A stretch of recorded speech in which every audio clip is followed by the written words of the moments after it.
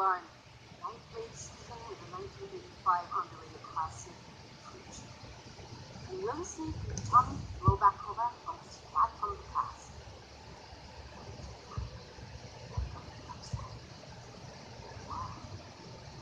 Hey dudes, welcome to Splat from the Past, the only 80s themed horror and sci-fi show where things can get totally radical.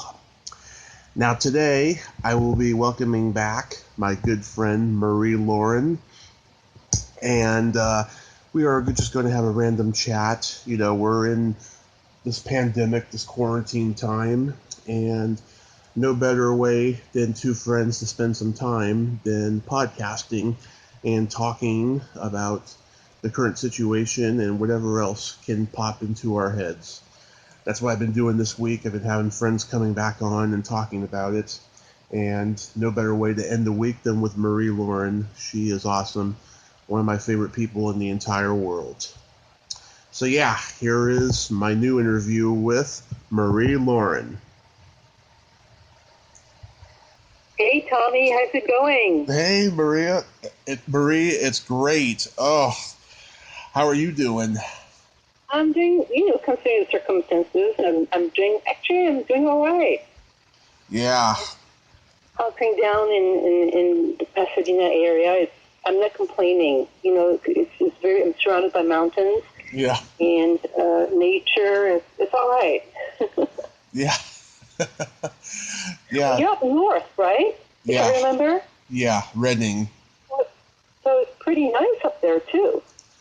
It is. It's supposed to be 110 this whole weekend. Oh, I know. It's killing me. Oh, my God.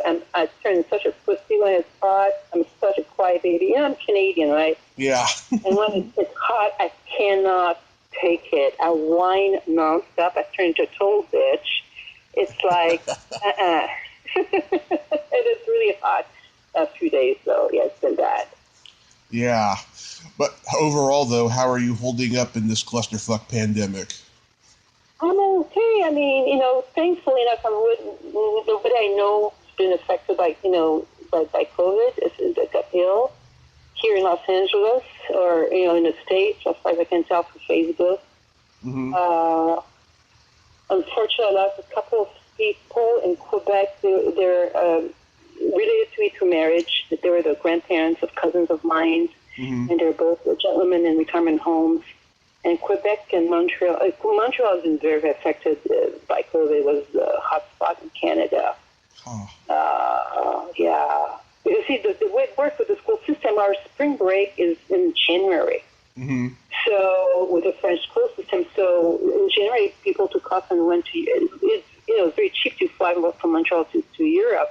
And a lot of families went to Europe for spring break, and they were there when it was just starting, so they brought it back with them.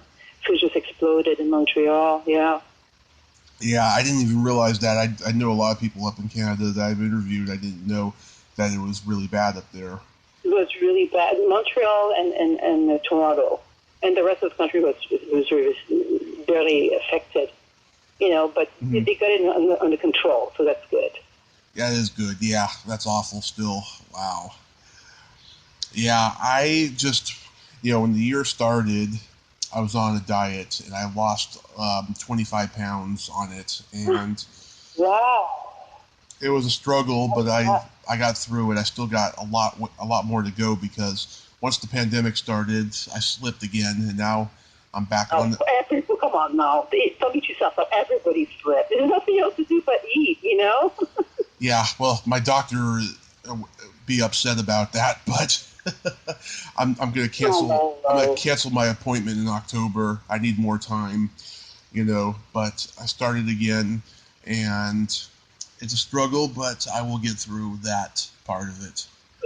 But I realize that I'm the opposite. I've lost weight just because, first of all, I don't eat out anymore, and eating out is fattening, mm-hmm. and I don't go grocery shopping anymore because my doctor said I'm a high risk for COVID because I have a high blood pressure. Mm-hmm. So I order everything on Instacart, and because of that, I'm not tempted by you go to grocery shopping, you see candy and chips and dip and stuff, and in Instacart, you just get the stuff you need, and that's it. So I've been eating actually really healthy for the first time in my life. Really?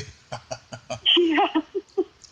Yeah, when I went on my diet in 2006 and I lost all that weight, 130, I had pretty high blood pressure and pretty high cholesterol, and I was very dedicated. But it was a lot easier for me to lose weight then because not only was I a little bit younger, I also didn't have metal in my leg like I do now, and it's really tough.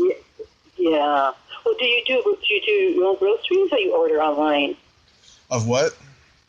Do you do your own groceries? Oh, yes.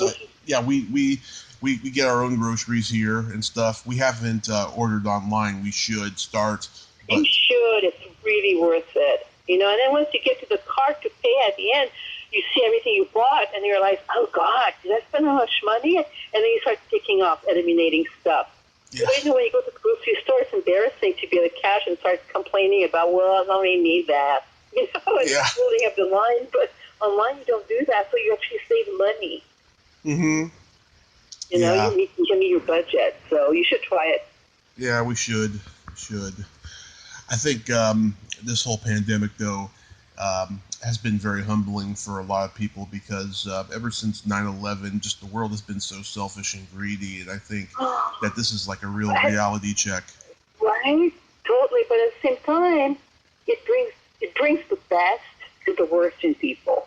That's what I feel. You look online and you look at people's comments and you see the behavior, and so much things that I've read about are just so heartwarming, and makes you proud to be a human. And then you see crappy assholes, people doing really horrible things. I'm thinking, oh my God, and I'm thinking, this is we don't deserve this planet. So I think it's both ways. I don't know.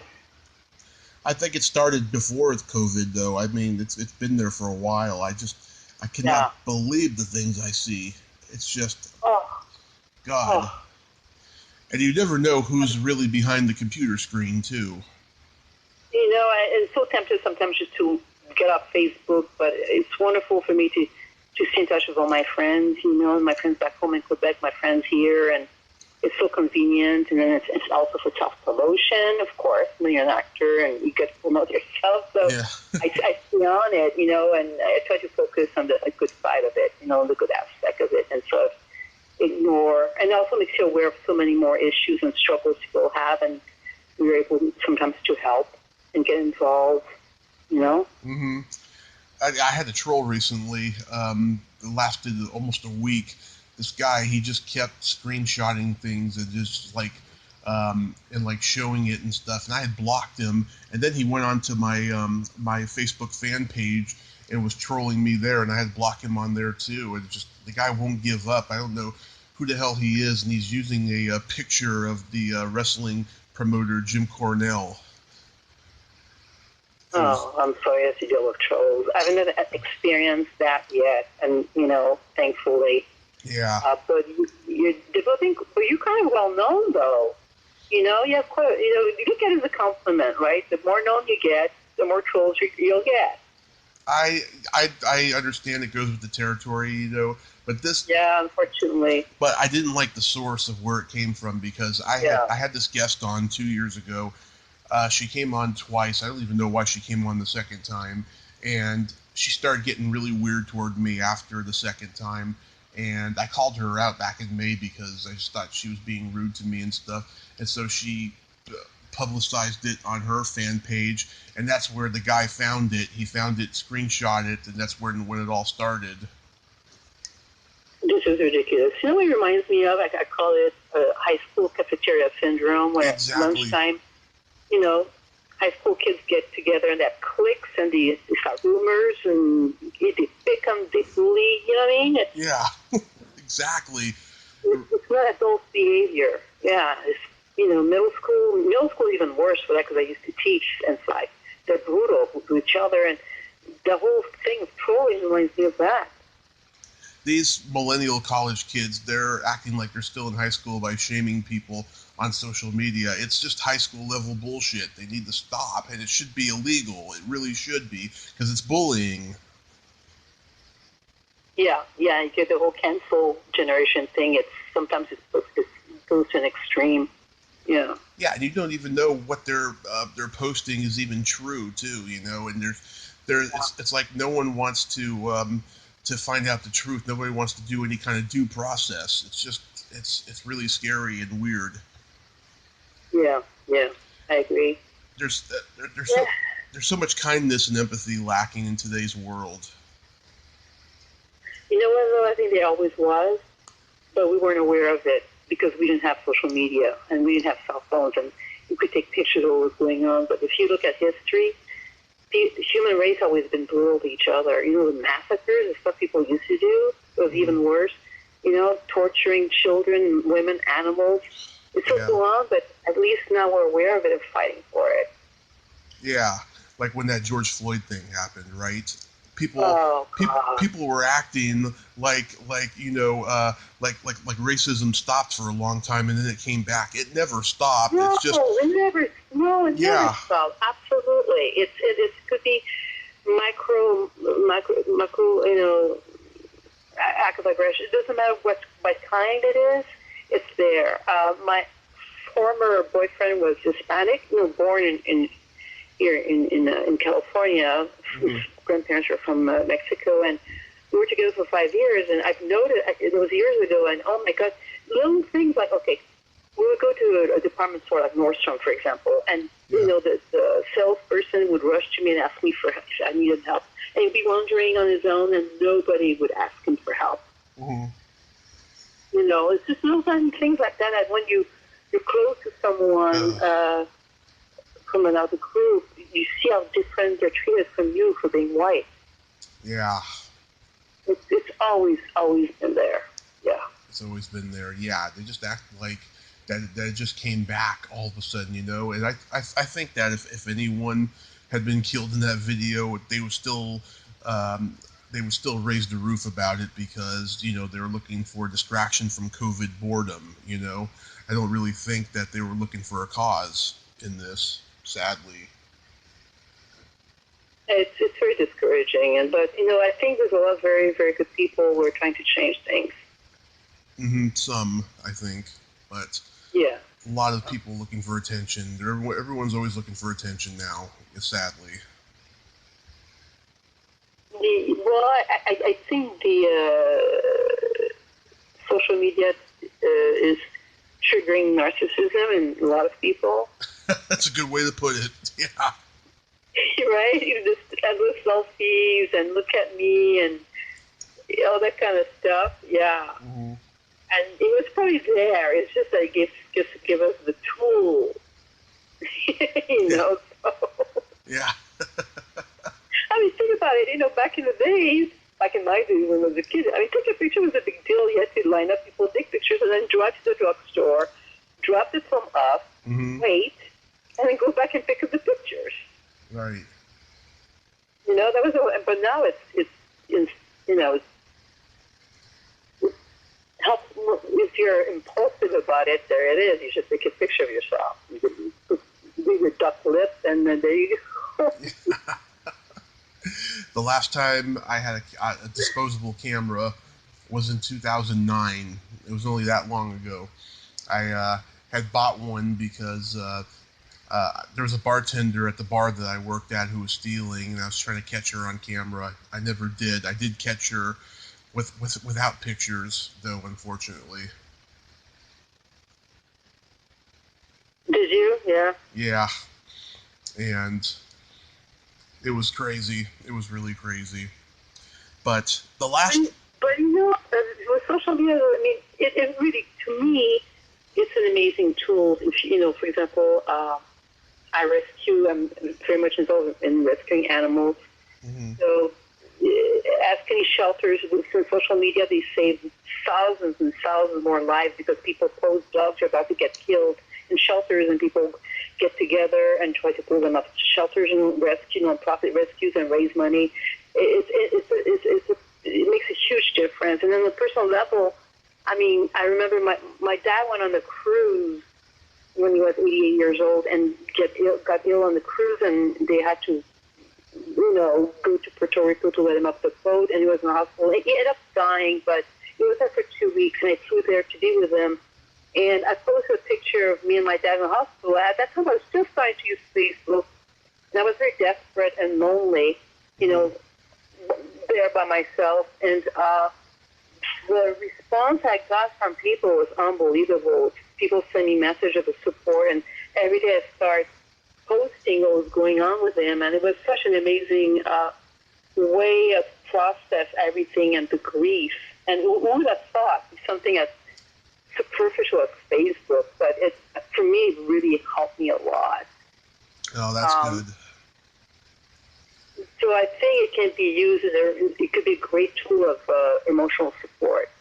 As much as it can hurt people deeply, and you've read, I'm sure, kids, being bullied to the point of committing suicide with Facebook. Mm-hmm. I think we also can help people, give you support. Yeah. The last bit of last random act of kindness I received, and I told this story the other day, and I want to tell you this story. Back in June of 2011, I went to a Jack in the Box one night to eat, and I was the only Caucasian there, and there was a guy working there who was also the only Caucasian there, and he was just being treated so badly, being yelled at by customers and his boss. It was really, really terrible. And when it was my turn to order and stuff, I was like, "You okay, man?" He's like, "Yeah, it's just my first week and everything." And I'm like, "Oh man, I'm sorry. I feel bad for you and stuff." And I went home that night, and I remembered the guy's name from his name tag. His name was Eldon. So I typed in his name on Facebook and found him and friend requested him, and he added me. And then about 3 months later, I went back there one night, and he was a completely different person. He had a smile on his face. He was happy. He was loving his job. And he was like, "Hey, it's my buddy." And he gave me a free meal. And he said to me, "Hey, here's my number. If you ever need anything, let me know." And I was like, "Okay." And I was briefly trying to be a karaoke host during that time, and I asked him if he would help me, and he couldn't do it. And then when Mom and I were homeless for a while, I got in touch with him, and he was homeless too. He was living out of his car, and he got himself straightened out. But in January of last year, he died of a heart attack in the middle of an antique shop while he was looking for antiques. And I didn't find out about it till last July, and I cried for days. Oh, no. Yeah. I'm so sorry to hear that. How old was he? 52. Oh, so young to die. Wow. Sounds like he had a really hard life. Yeah, he was a folk musician. He was a really good guy, Yeah, he was a folk musician. He loved playing in open mics and stuff, and that's why I asked him to help me with karaoke and stuff. And yeah, it was pretty sad. And then I was in touch with his sister. She got in touch with me for a little bit, and then I tried to find her to ask her something, and then she wasn't on my list anymore. I think she blocked me. Who knows? Maybe I had posted something that offended her. Who knows? You wouldn't do that, would you? I've been known to. Trust me.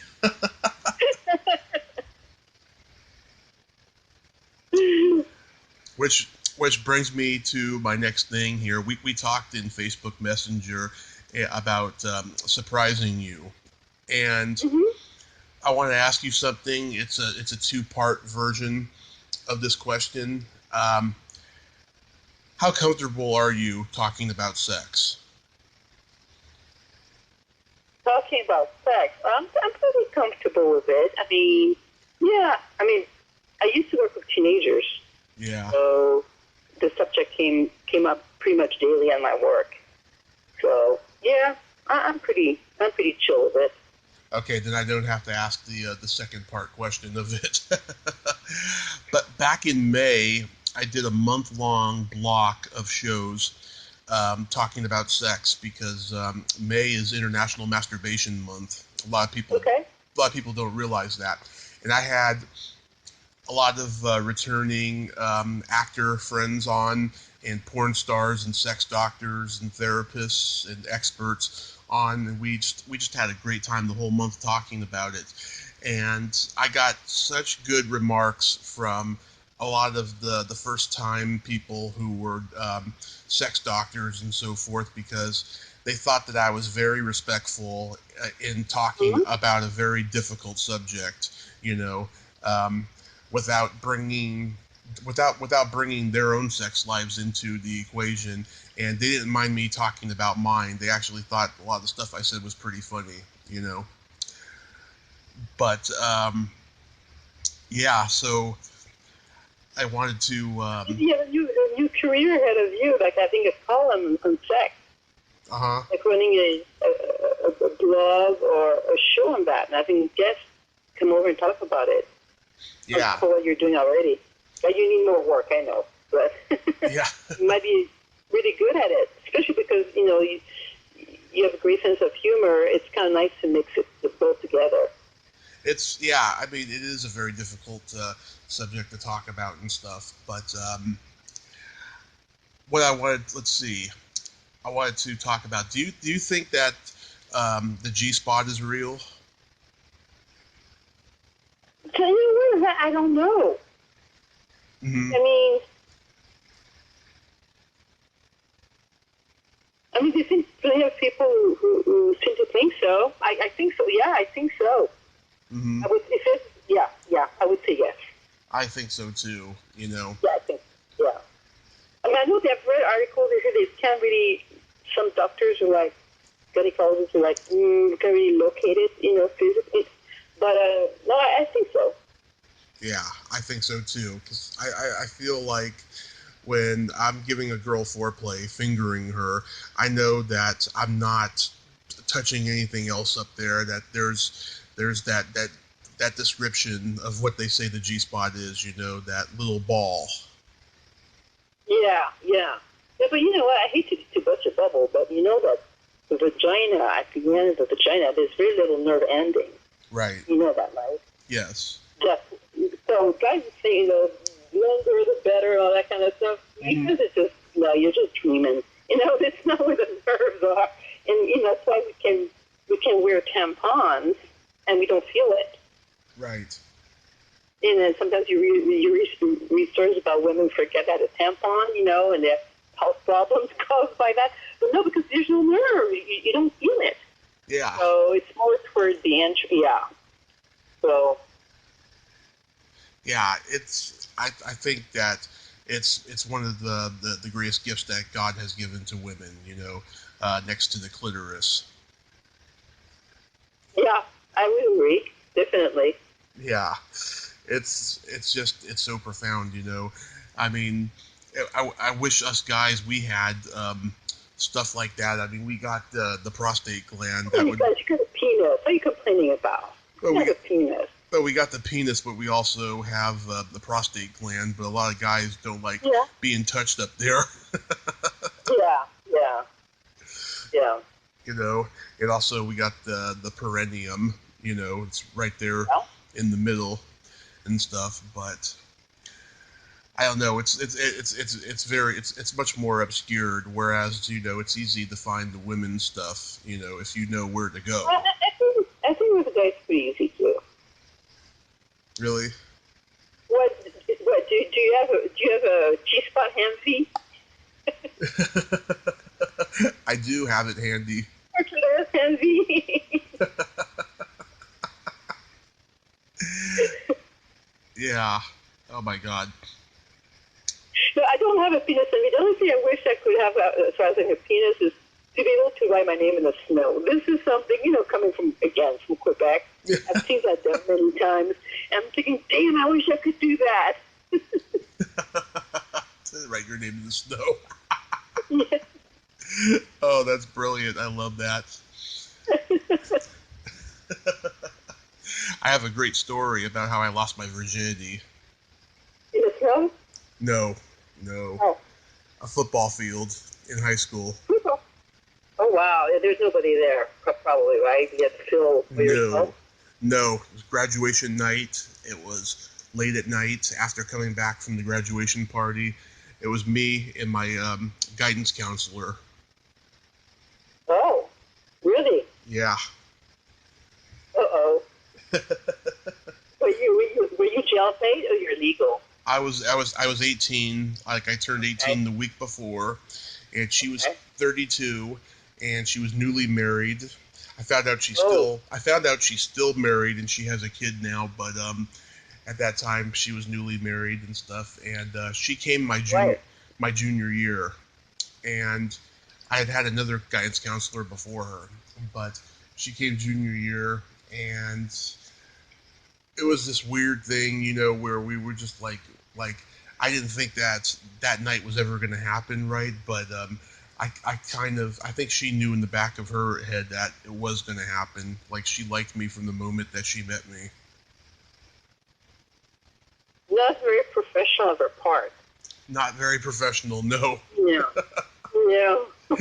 No. Yeah, we had, but I'm sure you weren't complaining about her lack of professionalism. Of course not. Yeah. Well, that's a heck of a graduation bouquet, I would say. It was, yeah. I didn't have sex with her again after that night, but I saw her plenty more times before we moved, and I eventually got banned from visiting the school for unrelated reasons for 5 years. Okay. Oh, what happened was, okay, this girl that I had gotten with, just foreplay type of stuff, like my senior year. She was a freshman at the time. Her parents complained to the school like a year later and stuff, and I hadn't even seen her, and so I got banned from the school for 5 years. Oh. Yeah. Oh, where was that at? Which part of the state was it? It was San Mateo. Okay. Yeah. So I couldn't do anything for like 5 years related to the school. I couldn't go to I could go to the football games if they were away, but I couldn't go there at the actual school, and I couldn't go to the theater productions. The last one I went to was 1 week before I was banned, and 1 week before my grandmother died, and my elementary school PE teacher offered me a job working at the auditorium. Because we had worked together on a theater production the year before, and I had to turn it down because I was taking care of my grandmother, and I knew she was going to pass soon, and I knew I wasn't going to be emotionally good to do the job. But sometimes I wish I would have kept my mouth shut about bragging about that girl, and I would have, said yes to her job offer, and maybe it would have led me on a better path than the bar life and the stand-up comedy that I was doing later, but who knows, Mm-hmm.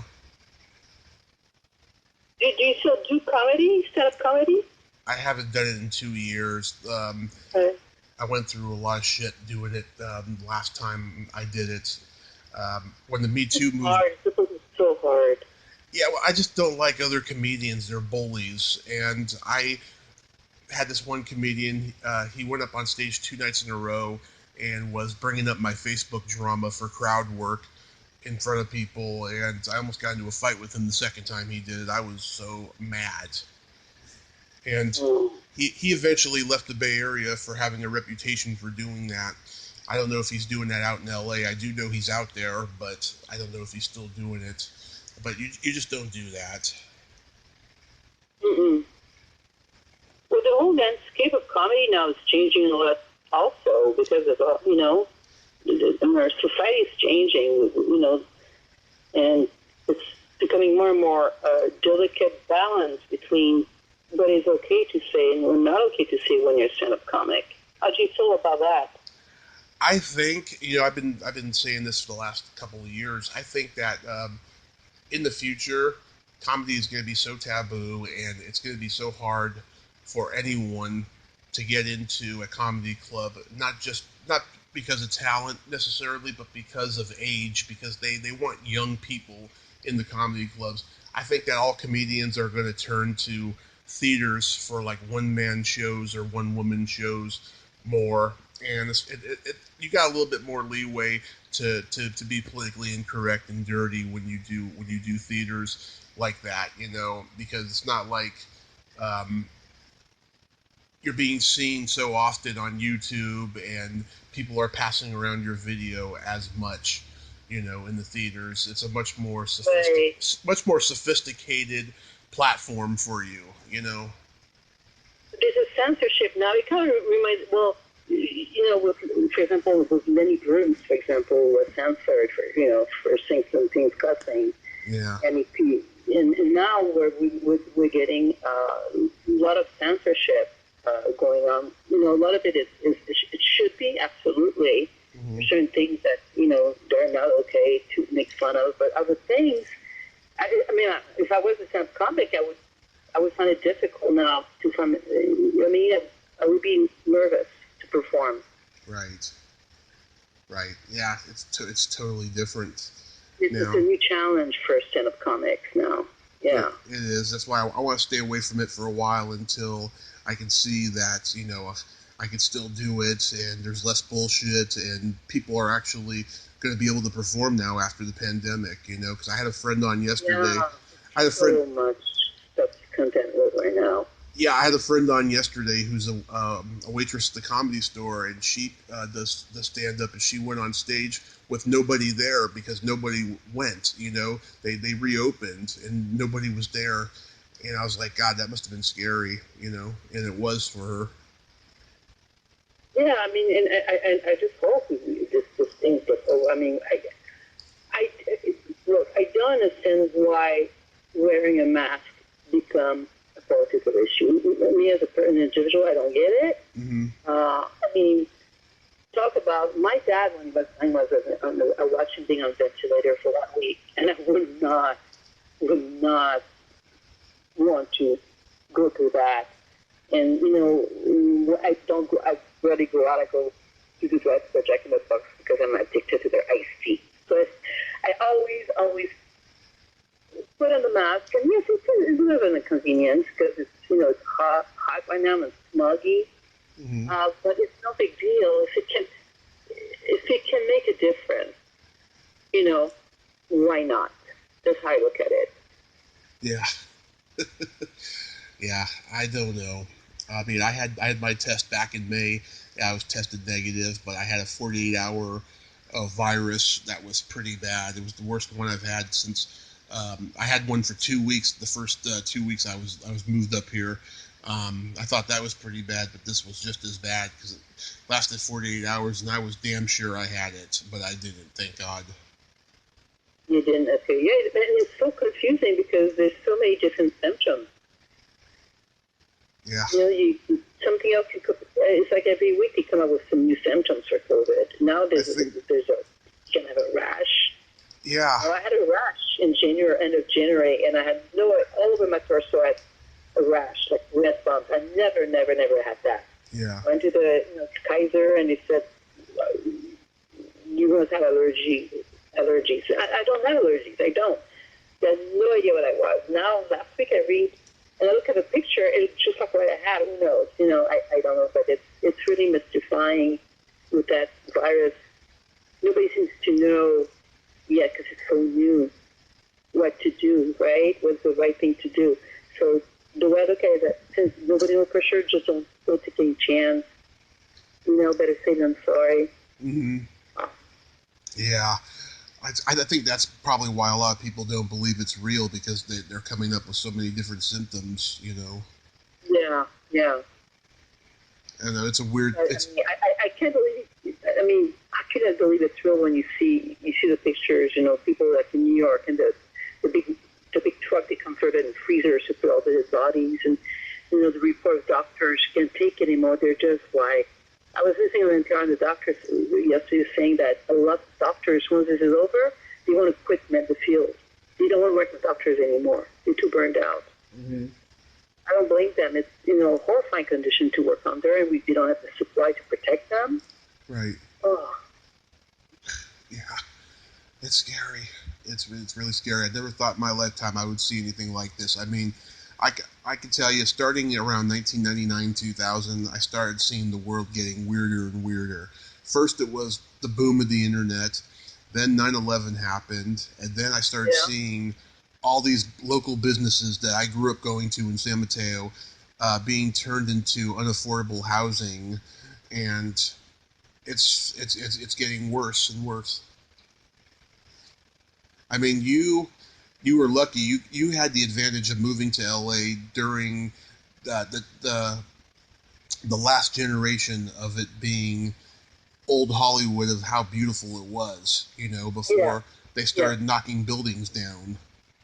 Oh, it's just so, yeah. I really have a great appreciation for old architecture and antiques and all that, and to see all the crap they're building around. That it's just heartbreaking. Tearing down gorgeous old houses and buildings. Absolutely.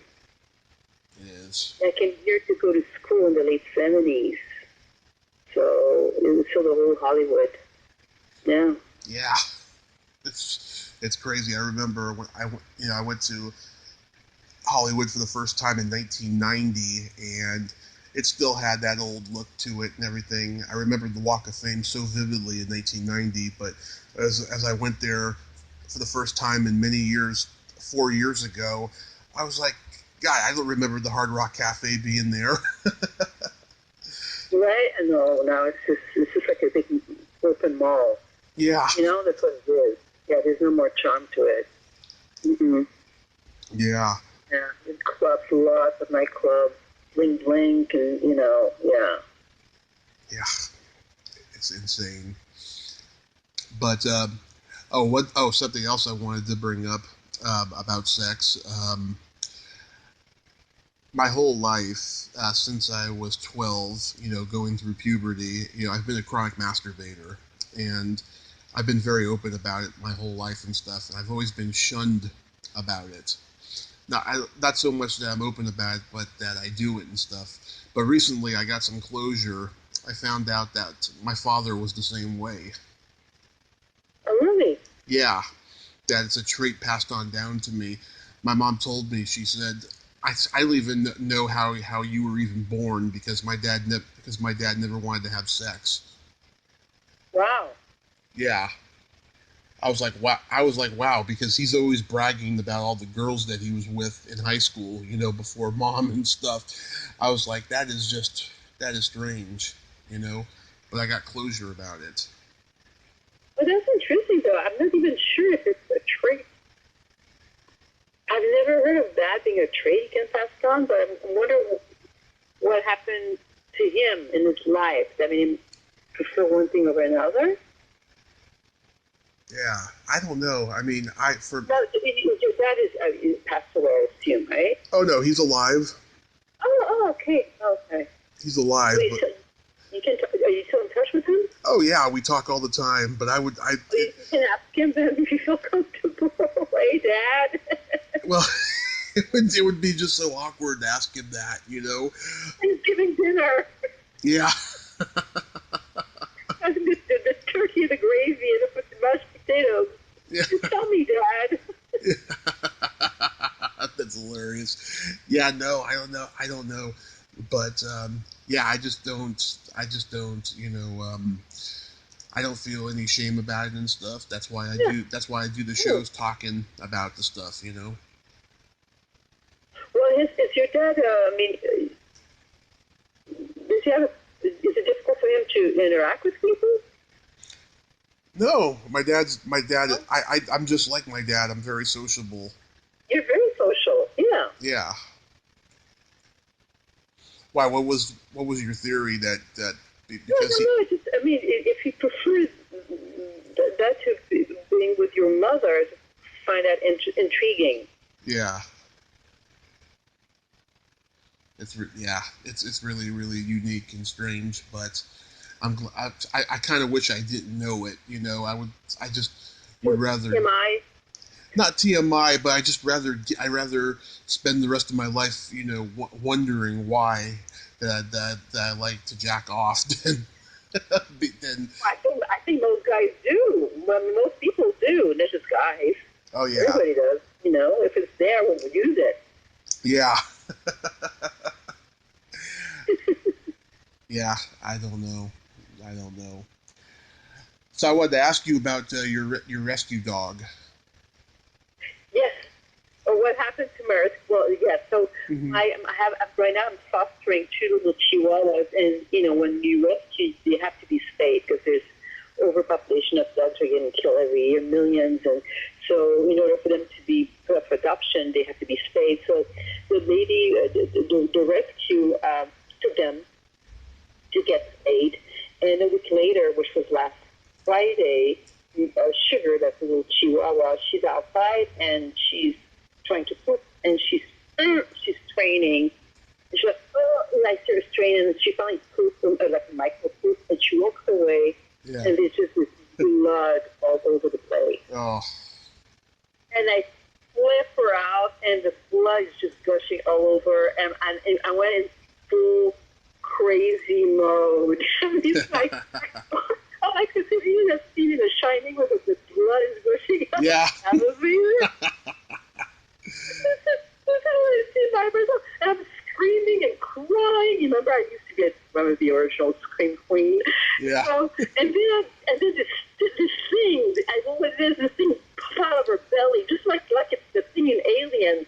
And I'm like, Yeah. oh my God, what the hell is that? I'm trying to shove it back in her belly, and there's more blood. And then I turn into Shelley Duvall in The Shining. Yeah. Screaming, run inside the house, screaming. Woke up my boyfriend. I was my PJ. So I passed the dog to my daughter. She put paper towels on her, and I was so hysterical. I was trying to put my shorts on. I kept putting both legs in the same opening, didn't get dressed. So thank God the vet is literally in the corner from my house. And they only take appointments, but they saw me covered with blood. Yeah. Sobbing. This girl needs help more than the dog. So thank God I have this great vet, and called Danaher Vet in Altadena, and they took her in right away, sedated her, and stitched her back. Whatever was sticking out went back inside and stitched her back up. And the bandage are really tight. And actually, I just took off the bandage today, and everything is healing well. But it was just, I had to really closely watch her this last weekend because they didn't know there was something internally wrong with her. Yeah. But it was quite a mess. It was really straight out of a horror movie. Oh my God, that's terrible. So what happens when she was training, the stitches popped. Mm-hmm. So. Oh God. Yeah. Yeah. Last October. I think I'm pretty chill. I mean, because I worked for so long in residential treatment facilities with teenagers and children who have been severely abused by their family and were there to receive treatment. Yeah. There was a lot of trauma. I mean, you can only imagine. I can. We had a lot of, we had a lot of cutters. We had suicide attempt. I mean, we had everything. And I was even held hostage by a young girl holding a butcher knife. So I was always able to stay really chill. But when people really, really, really close to me or my animals to get hurt, I just lose my shit. Yeah, I can imagine. Oh my God.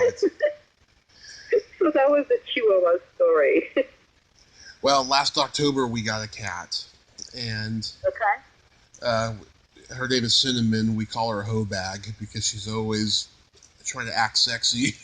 She's always laying on her back and stuff, and she likes to lick everybody and stuff, and she's a sweet thing. She can be a handful, though. She can bite you at certain times and stuff, and she's been kind of devastated since Mom's been in the hospital. Like whenever I see her, she's just meowing. She's like the Mary Tyler Moore cat, like the MGM lion, just meowing like crazy because she misses her and stuff. But well, how's your mom doing? I didn't know if I should ask because it's an interview. If you want, I was going to ask in private later, but since you mentioned it, how's your mom doing? oh yeah, you can ask me. She's Okay. I've talked about it. She's doing good. I haven't talked to her since last week, but I guess because they haven't called. I guess she's doing great. She's making progress, but it's still going to be a while before she gets out. She could have to go through rehabilitation, or she's more skills are intact. Well, it is rehab that she's going through now. Okay. Recovering from her neck and her arm being broken. Okay. But she's coherent. That's that first conversation we had, her and I, like a week later. Just she could barely just say anything, and then that second one, everything she was asking questions, asking about people. It was so great. I was just like, oh God, thank you so much. She's getting better that way. Oh, good. Oh, it was so scary. You found her, right? I what? You're the one that found your mom. You found your mom? Yeah, I woke up and found her. 12? I woke up and found her. Yeah, it was. I cried for. God, you lived there with her, I cried for 10 days, and I did a podcast with a friend of mine, Leanne Kreischer, who's got a great podcast called Wife of the Party, and she really lifted me out of it, and she raised my spirits. And I cried a couple days later because a friend of mine moved out of the Bay Area without telling me. But other than that, I haven't cried about Mom because Leanne and then that phone call really just lifted me out of it. And I feel so blessed that she's doing much better. Oh, that's great. Thank God. Your mom's a sweetheart. I really been enjoying meeting her. And you too, of course, but yeah. Yeah. It was really a lot of fun. Are you guys planning to come down to LA again for the Comic-Con, or when this is back to normal again? I definitely want to.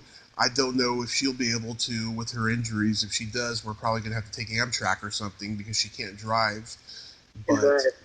But me and my friend, in October, they're supposed to have this horror festival, Shriek Fest. The promoter, Denise, this will be her 20th year if it goes off without a hitch.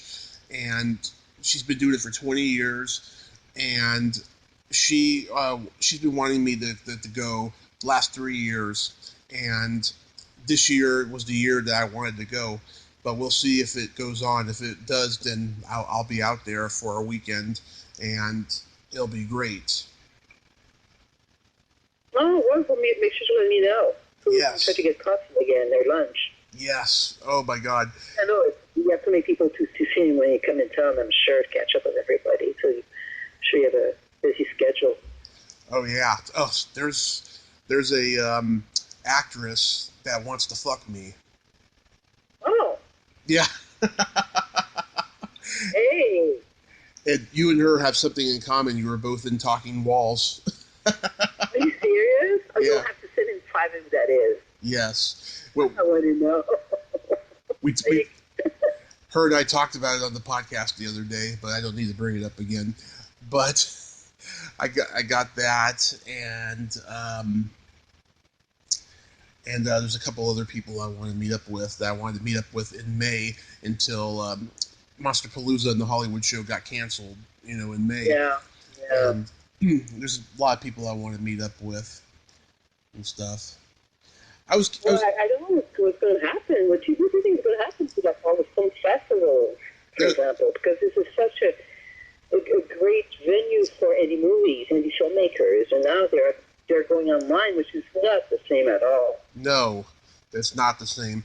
This is what I think. I think that, there's a lot of people are doing it virtually during the pandemic. They're doing virtual cons, which are silly. I won't do those, If it gets to a point where there won't be any more public cons, that's one thing. But while it's virtual, I'm not going to do it. But I think that if they will be public again, people were going to be required to have hand sanitizer, and there's going to be shields on the celebrities you meet and stuff, and probably wear rubber gloves when you shake hands or something. I don't know, but I think that everything's going to be protected after this.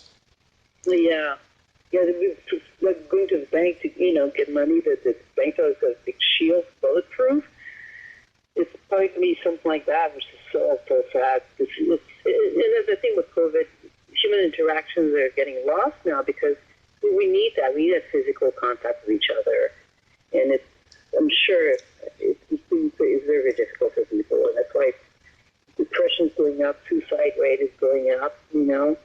I've read that Match and Tinder and all that are doing extremely well. Their stuff is just blowing up because apparently people are going on virtual dates.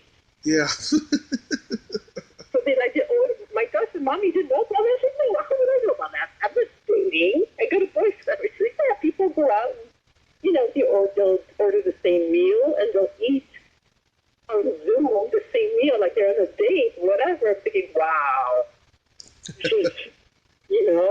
Who would have thought? It's crazy. Oh my God. You're talking about masturbating. I'm sure there's a lot of stuff that's going on Zoom, oh, yeah. Sex, Yeah.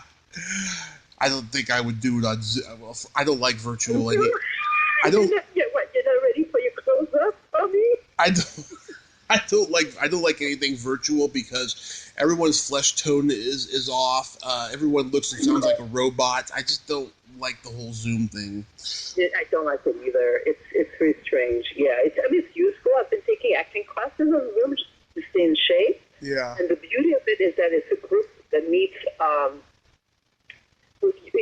Some of the students are in Europe, so so it's really, really cool. I did it for 2 months. We're all getting together with a great teacher. I have Anthony Montes, and he runs a group out of LA, but he has students all over the place, and we do scenes with partners on Zoom. It's weird. It's like I remember I did the scene where I asked her, "Do you want an apple?" I passed her, I passed her an apple, a bowl of apple, and then on her side, she's in London. She has a bowl. It looks like she got it from me. It's just strange. Yeah. Oh my God. Did you, back in the 80s, did you ever audition for something that became super iconic?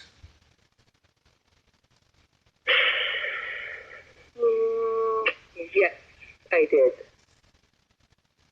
Mm-hmm. I did auditions for Dress to Kill. I met with Brian De Palma for that. Right. And I made it up. I was up. This was like a basic audition with casting directors. I was getting up there, which was very exciting. And that was thanks to, because I had done something on HBO called The Hitchhiker, which helped me to get a higher level of audition. I love Hitchhiker. I met Brian De Palma for Dress to Kill, to the part of, oh my God, what's her name? Angie Dickinson? No. Nancy Allen? Pardon? The young girl, the one was married to Antonio Banderas. Melanie Griffith. Yeah, for that part. Oh, that's not Dress to Kill. That's Body Double.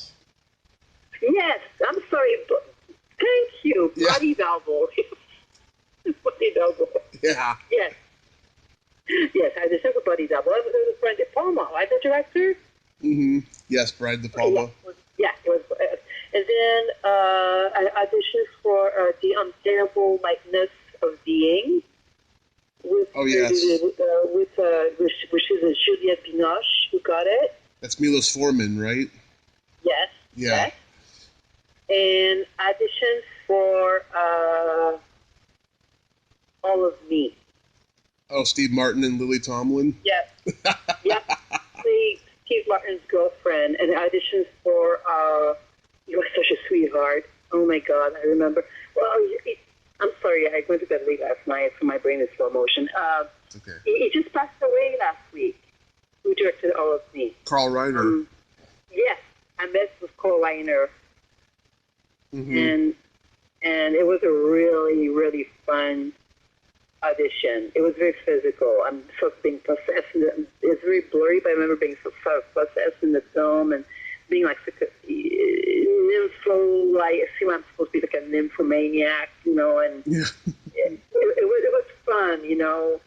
And I remember I went to a costume shop on Hollywood Boulevard and got bloomers, like panties, but they have ruffle rainbow, like little girl, you know, like ruffle panties with rainbow colors, because I was supposed to, you know, sort of squirm on the chair and lift my dress up, and I had those panties on it. That was really, I remember you laughed a lot. So yeah, those are some of the film auditions I remember that were big. Yeah. Yeah. Yeah.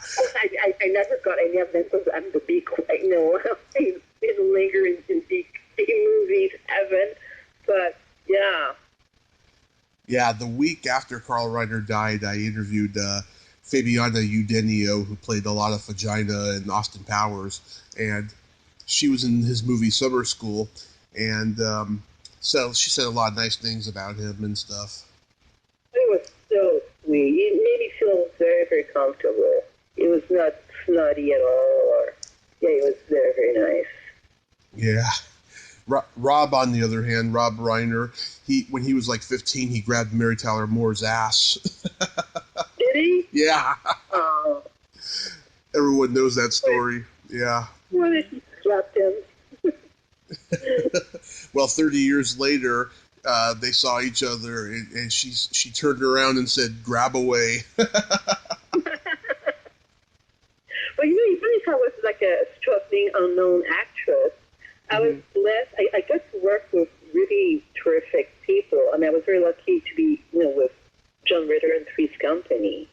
And he was absolutely amazing. It was like beginner's luck. I've literally got up the plane, and I was not able for 3 weeks. I just enrolled in an acting class, and there I am auditioning for a guest star. And next thing, what happened, my guest star became considered, they keep bringing me back, and then I go to the ABC Tower, and I go in this room, this long-ass table, all those people sitting around, think, what the hell? And they were considering making me a regular in the show. I was going to work with Joyce DeWitt in the flower shop. And they signed me on a contract. And I had no idea what the hell I was doing. I had no idea what a 3-camera thing was. And we did the show just before the writer's strike. And we're the only show in the history of Three's Company that was shot like a play, beginning to the end, one take. That was it. And because they were trying to hurry up before the strike. And John was just amazing. And I remember he said to me, I heard you're going to become part of Three's Company family permanently. Congratulations. And I couldn't believe, nobody could believe my luck was insane. And then Susan Summer was very, very, very aloof, wasn't talking too much to me at all during the rehearsal, because we rehearsed for 1 week, like a play, and then shoot the last day. But everybody else was great. And then I found out that was her last show. She quit after that. Yep. So everybody went in panic mode and went looking for, you know, blonde with a hot body with big boobs, which was not me at all. And as a result, they canceled my contract. So there you go. I almost made it, Tommy. Yeah. But I have a great memory of working with John Ritter. Yeah, I remember that episode so well. They were great. They were great. And then in The Creature, I was singing at free off of the Ostinsky, which is a legend. Yep. You know? And he was a kick, I would say. He was very nice to me. I think I told you that before because I spoke French. Yeah. But he doesn't like Americans. So that saved my ass. He was very, very nice to me. Yeah. He was very grabby with everybody else. Yeah, I know Diane told me. Oh, my God. And she said that she actually took his sexual harassment with a grain of salt because he gave her great acting advice that she still uses to this day. Oh, that's great. Yeah. Yeah. But Tanya McClure, though, on Crawl Space, oh, God, she's still haunted and terrified by how bad he was to this day. Really? Oh, he was sexually harassing her. Yeah. Also. Yeah, badly. Oh my God, it's sad. Yeah, I was very fortunate in in the 10 years I worked in those days. I was only sexually harassed twice. Never happened to me in auditions. Only happened to me on the set twice, and it was dealt with right away. Mm-hmm. Both instances, the crew saw it happen and reported the incident to the producers, and it was taken care of. So I was very, very fortunate that way. Well, you do have an intimidating presence, so that's why. Oh, come on. Me intimidating, please. Well, you're so powerful as an actress, that's why. I'm what? You're so powerful as an actress. Oh, well, so sweet. I don't think I'm intimidating. I'm temporary. I don't know. But one thing is, don't piss me off. Yeah. Don't piss me off, because I will put you in check. I was detained at the border on the way back from TJ because I had to do my fuse. Yeah. I'll save that story for our next interview. But yeah, and yeah, it's like, so. I won't. I'm not a pushover. So maybe that people picked on that a little bit. I don't know. Maybe. Mm-hmm. I get very confrontational. Yeah. Confrontational. That's what it is. Yeah. No, what I was actually sad enough when I was sexually harassed a lot, shockingly, was when I worked in the mental health field. Yes. Oh my God. And my coworkers experienced the same also. We were sexual abuse and harassment is rampant in that field. Yeah. Not from the clients, from coworkers and administration. It was really disgusting. Because people think, well, she was a model, she was an actress, she must have been abused. No, it really happened in all the fields. Mental health. Mm-hmm. Yeah. Yeah. Well, I'm sure you understand. We talk about. Mm-hmm. We talked about. We talked about the group home thing. Yeah. Yep. My friend Leanne, who I brought up, she has a friend named Kathy who I'm trying to get on the show. She's one of those people. She'll read a message and then not respond to it for 6 months. She worked in a level 2 group home for disabled people or disabled kids, one of the two. And I want to have a conversation with her about it and tell her about my experience. It was just, oh my God. And I go online on Yelp and I read all these reviews about all these different disabled advocate organizations, a couple that I've been involved with in the past and stuff. And I just see the bad reviews, involving politics of people who work there and sexual harassment. It's just it's horrible. It's horrible. I mean, it's like that in everything, right? In everything you do, there's sexual harassment and there's politics, right? But you would never think that in that there would be that stuff. Yep. Yep. It is just god awful, But oh my God! So earlier this year, I interviewed this actress, Deborah Delizo. She was the set decorator on Creature. Oh, yeah.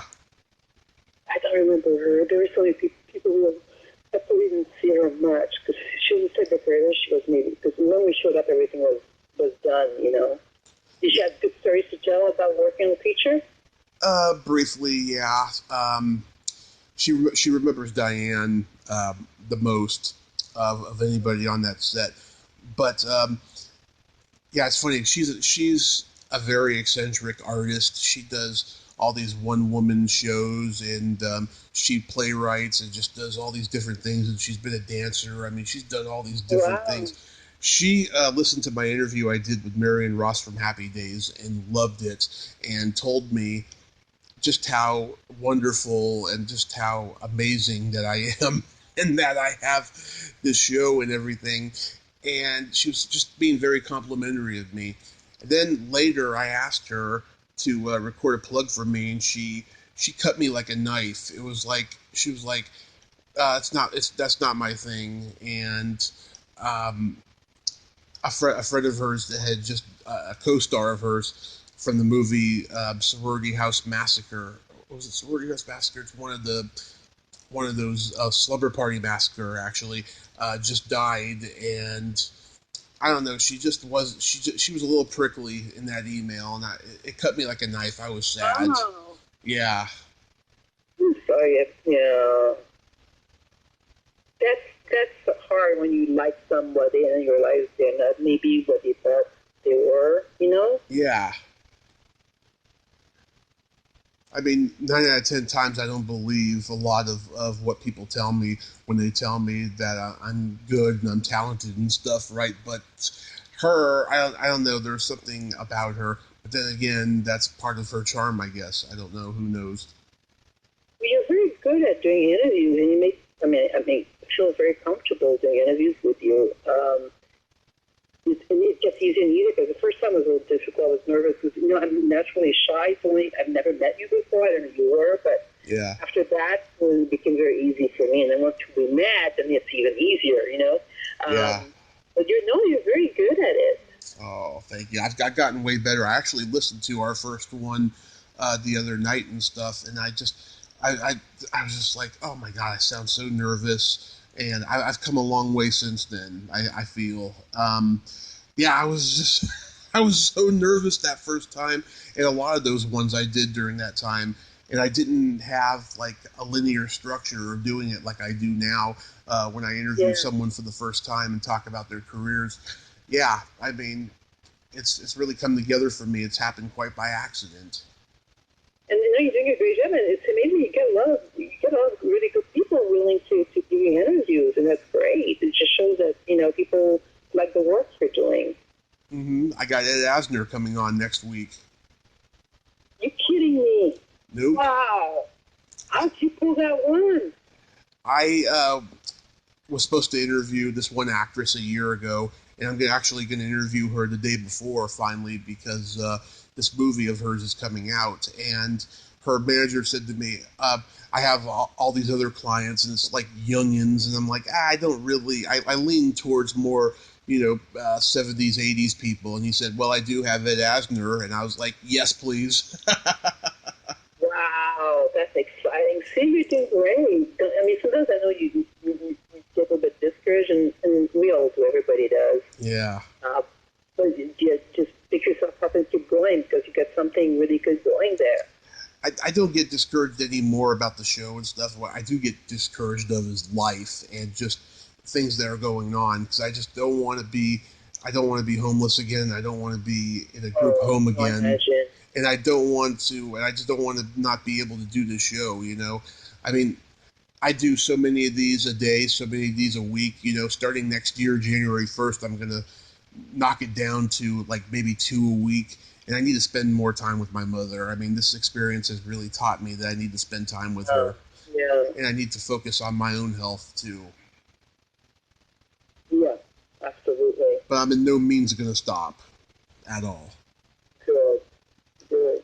And October is my favorite. October and December are my two favorite months on the show because I have month-long blocks of Halloween and Christmas people on the whole month, and this year October is going to be the best ever because I've had like marathons of them in the last 2 years, but I'd never really like done my research that much, dug deep. I thought I ran out of people last year, and then as it turned out throughout the year, I'm like, no, I actually have plenty more people to ask from the horror movies and stuff. So it's going to be really good.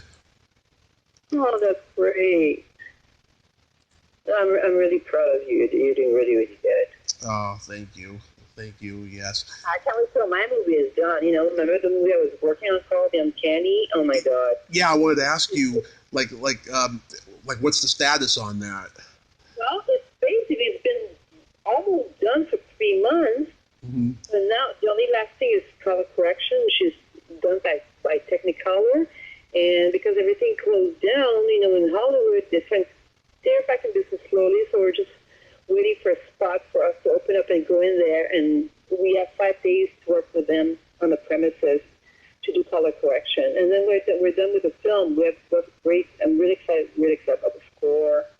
Also, and it was so cool. I was so lucky. We went in for a full-day ADR session with the actors 3 days before LA got into lockdown. Imagine. Yeah. And I was able to gather everybody, and other, great sound engineer. And I saw you show me what you had been doing, and what a difference when the sound engineer goes in there, sound editor, and put their magic touch for supernatural thriller. It is so cool to see the change. The floor creaking, the crickets in the night, all those little tiny things, and the music to build the tension. It's great. Oh, that's great. Yeah, I mean, it made a couple festivals before COVID, right? No, my film, my son hasn't done any festivals. He's not done yet. Oh, that's okay. Gotcha. We're thinking about, what you think about The French Teacher? Mm-hmm. That was not a horror movie, though. That was a feature film that's been doing the festival run, and I played the lead in it. Mm-hmm. And it won Best Direction in Italy at film festivals. This is the one that's been doing film festivals for COVID. But then Uncanny is not done yet. But I have a fan page, a Facebook page, if anybody listening wants to join. Mm-hmm. We love having people, following what we're up to, and I post, updates and behind-the-scenes stuff and what happened during the filming and how we did it. So it's on Facebook, The Uncanny. But as soon as we're done with the colors, we're done with the film. Yeah. Oh, wonderful. Yeah. Yeah, and my daughter directed it, and she wrote the script again, and she did a great job as a director. And I was a little nervous, mother, daughter, oh boy, Yeah. Oh, she was great, and we had no problem getting along on the set. So, yeah. Yes, I'd love to interview your daughter. You should. She would love to talk to you. Yeah. Does she have your sense of humor? A little bit. She has a good sense of humor. She's a little more serious than me, maybe. Uh-huh. But I'm sure she would love to give you a perspective on what it's like to be a young woman film director when you never directed before. Yeah. And you have a crew of 20-something people and 26 cast members, and we had goats, dogs, praying mantis, kids, all the things that are supposed to do in the film. We had it. Period piece, costume. I've interviewed the daughters of a lot of my guests. The daughters who are in show business too and stuff. And let's see, Dee Wallace's daughter. Oh God, she is awesome. Oh, she is awesome. I loved her. Diane Franklin's daughter, Olivia. She's awesome too. I don't think she liked me very much though, because I think my language was a little bit too much for her. And she's an improv comedian, and they have quote unquote artistic integrity. And she does swear too and stuff, but I swore a lot worse and stuff. I think it turned her off. Okay. It may have. I don't know. It could be just me being overly sensitive like I am. But I don't find you shocking. But with my daughter, Todd Michelle would love to do an interview with you, and their claim to fame, which is a really cute story, is that she happened to play Julia Roberts' son in Still Magnolia. Mm-hmm. Oh yeah, I remember we talked about that last time. Yeah. Yeah. So she gets embarrassed by that, so I'm just saying it to piss her off. Mothers who like to do that. But, she's Amanda's my daughter, but I'm really damn proud of what she did as a director. It was very, very, very difficult shoot. It was very, very difficult in pre-production. And I know shoots are very difficult. I know that. It's, but yeah. There's always something you weren't planning on that's happening, and it's rough. It's very, very difficult to pull a movie. I have so much respect for filmmakers. Yeah. Yeah. Actors, they hide from us the drama. They sort of protect us on the set, so we don't really know what's really going on. But since I was a producer, and I knew what was going on, and it's a different perspective. Yeah. Did you read my script? No, and shame on me. I have about I have about 6 script behinds of friends I'm supposed to read, and I've been so busy with my other things, and I profusely apologize to you, and then I'm going to sit on the air. I will read the script. I will read Tom's script next week. Awesome. I made a public statement, so I will read it next week, and then I will let you know at the end of the week. Awesome. Yeah, it's not because I don't want to. It's because I have so much stuff happening, and my attention span is very limited. Yeah. And I had all those friends who were asking me to read their scripts since I've been now being a filmmaker, Yeah. So I'm all backed up with scripts, but I'm looking forward to settle down and have some free time with family to read. Yeah, awesome. Yeah, I wanted to work on getting it made this year until COVID hit, and I'm heartbroken about that. Oh, I know. I won't give you notes, and it's just like, the main thing when you write a script is the budget, if you keep in mind. It's just easier to raise money if it's a low budget film, especially if you're new at that. It's definitely a low budget film. Yeah, but that would be my word of advice to somebody listening. If you want to write scripts and you've never done it before, be very aware of the budget. Same as a filmmaker, if you look to that. Once you're famous, then they'll give you all the money you need, but once you're starting, be very, very conscious of the budget. Oh, yeah. I mean, I heard about how Sam Raimi got the Evil Dead financed. He went to his best friend's father, who was a lawyer, and he said, built up an entity and show it to investors so they know you're not full of shit. And he showed them his Super 8 films, and they're like, okay, we'll do this. And that's how they got the money for the Evil Dead. Oh, was that Sam Raimi you're talking about? Yeah. Yeah, I think we both went to USC also. Didn't we graduate from USC Film School? He's a Michigan guy. I think he went to USC. Oh, maybe I'm dreaming. Anyway, yeah, that's a great idea. With the Uncanny, we shot a teaser that we used to show people who were interested in getting involved in the project, like actors and our wonderful DP, Bianca, and I think if you want to do a film, to shoot a teaser, like an ultra low budget teaser, to show your vision, it's a really good way to get people behind you, to support you and give you money, or be willing to jump on board and work for very low budget because they believe in your vision. Yeah. You show something tangible, so it helps. Yeah, and I don't go in for that crowdfunding shit, I'll tell you, because... No, we didn't do that either.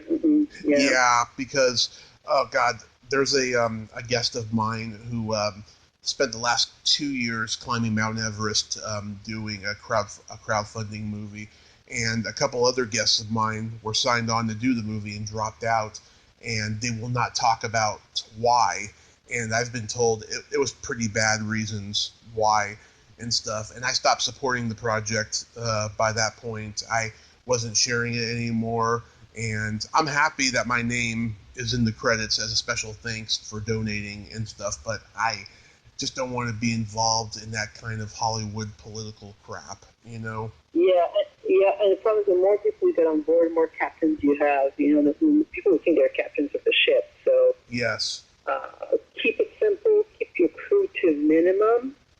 Right. It helps a lot also. Yeah. Yeah, it was pretty bad, and also too, the crowdfunding websites want like a percentage of the money and stuff, and it's not even theirs. Yeah. Yeah. You don't do it for free, Yeah, you don't want to get involved in that and stuff. What color are your toes painted? My toes are painted like a beige color. Mm-hmm. And it's kind of mother of pearl beige color type of thing. What about yours? Are they black? No. Did you have black toenails last time? Or dark blue when I saw you? Yes, I had like Easter egg blue-green last time. Blue-green, okay. Okay. Right now they're au naturel. Well, that's right. Okay, you know what, though? I think most people nowadays nobody's bothering anymore. I was reading on the news that the some deodorant and the companies making deodorant are really being affected. It's going because nobody's buying deodorant anymore. We're just turning into cave women and cavemen, I think. Why bother? I was Zoom. Then there was, if you have a meeting, you put your face on, you wear a nice shirt, and then you have your PJs and your Crocs. Yeah, it's weird. It is weird, yeah, but I haven't done them since last September. Last September they were purple with sparkles when I went out to LA for the weekend. Okay. I like that. I like a man who wears toenails. It's pretty cool. It takes a lot of confidence. I like that. It does, yeah. I've been doing it since I was 13. Really? Yes. My parents were worried about me at first, and then they calmed down afterwards. Were you goth at all when you were younger? I was not goth at all. One would think I was because I love horror. Yeah, I thought you were because of the toenails and the horror. Yeah. No. I was just a weird, freaky, experimental kid. And okay. I still am in many ways. And, yeah, I started doing it because, I spent most of my childhood, in the early years, my dad worked graveyard shifts, so I spent a lot of time with my mom and my grandmother, and I had a lot of female cousins and aunts who would hang out around the house. So I've always been like one of the girls. Okay, and were you into the arts a lot in school, like drama program, writing, any of that kind of stuff? Drama, yes. I've always been a writer. Yeah. Yeah. I've always been an artistic person, pretty much. Yeah, I would think so. I've never been able to draw or paint pictures and stuff. And I was talking to somebody about this the other day, that how that's a talent I always wish I had, and she was telling me that I should take art classes and stuff, and I was like, I could, but I know me, and I know how aggressive my writing is with a pen or a brush or something. I know that it's gonna be causing a very big spill and disaster on the page. But that's okay. You can just splatter paint. When I worked in those treatment facilities, when the kids would have this contract with the kids when they felt like cutting themselves, they would come to me, and we would go outside and spread a big canvas, and they would do splatter paint, and somehow, just dipping the brush in paint, diluted with lots of water, and then just go, and then splatter paint everywhere. Yeah. Really taking away the urge of cutting themselves. And I put that scene in the film, as a matter of fact. It was really uncanny. Yeah. These are my work as a in mental health, but it really helps to relieve the drive to cut themselves. The anger, you can work it through art. So you should, if you're angry, go for it. Paint. Yeah. Get that brush. Yeah. I wish I had that talent, and so I could barely paint my own nails, but I do it because just the economy has gone up so much. To get your nails done professionally, I just don't do it no more. Yeah, I can see that. It takes it's like it takes the stress away because you focus on something simple, and then you don't. If you feel anxious, it takes anxiety away. Yeah. I had a girl who did my nails weekly for about a year, or no, monthly, I should say, for about a year and stuff, and we were quote unquote involved behind her husband's back, and then at one point, you're that boy. Yeah. I was wild in my 20s, I'll tell you. Naughty Tommy. This is your name. Yep. I'm very naughty. And, she changed locations, and then she raised the price, and then I stopped going to her, and she stopped talking to me. I'm too cheap to go get my hair done. My nails done. I only had my nails done once in my life. Can you believe it? And I didn't pay for it. It was way too cheap. It was for when I did a movie of the week with Burt Reynolds, and I played a princess-terrorist. Mm-hmm. So I was packing a gun and then a Chanel suit on, and they wanted to, because terrorists run around town with Chanel suits on, everybody knows that, and then they wanted me to have my nails done. So we were shooting in Palm Beach, Florida, so they sent me to salon, really snotty salon. Yeah.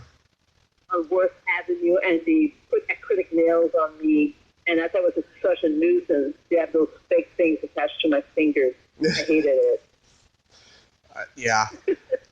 Oh my God. Well, nails, I have to learn to use, pick up things up, pencils and all that, because the nails get in the way, you know. But, yeah. I got jokes for you. Okay, I'm ready. Is it a dirty joke? Of course. Of course. Okay, go, shoot. What did the elephant say to the naked man? Well, what? I didn't hear the first word, though. What did the elephant say to the naked man? Okay, it's going to do something with a penis in a trunk, right? Something. What is it? Man, how can you breathe out of that thing?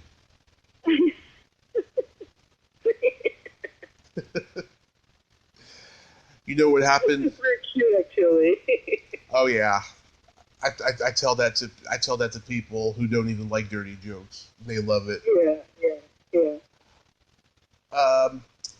You know what happens to your asshole when you have an orgasm? He's out having beers with the boys. Oh God. What do you call a pretty girl in Italy? A pretty girl in what? A pretty girl in Italy. Okay, it's because it's with hair, right? What is it? The hairy armpit? I don't know. No. A tourist. I got some jokes. Okay. Do you have more? I have a dead baby joke. Okay, let me hear your dead baby joke. How do you get a dead baby out of a blender? You know what? I think I knew that one before. It's an old joke, I think. Well, there's many different punchlines to it, but I have. Yeah, I don't remember the answer. Okay, so let me tell it again, so you can be proper. How do you get a dead baby out of a blender? I don't know. I don't know. I was too busy jerking off. Oh God. Oh God. By the way, that is not autobiographical. Oh, I wouldn't think so. Okay, what are your jokes? Okay, my jokes. Speaking of the G-spot, because we talked about it earlier on, what's the difference between a G-spot and a golf ball? It takes a man 20 minutes to find a golf ball. Well, you see, you should, because you know, the guy will actually search for the golf ball. Yes, I've told that one a million times already. Oh, okay. Well, I'm going to do a joke. Okay, we'll try that one here. I still tell the one you told me about the Rubik's Cube. Yeah, that's a good one. How about this one? I'm not sure if I've heard that joke before.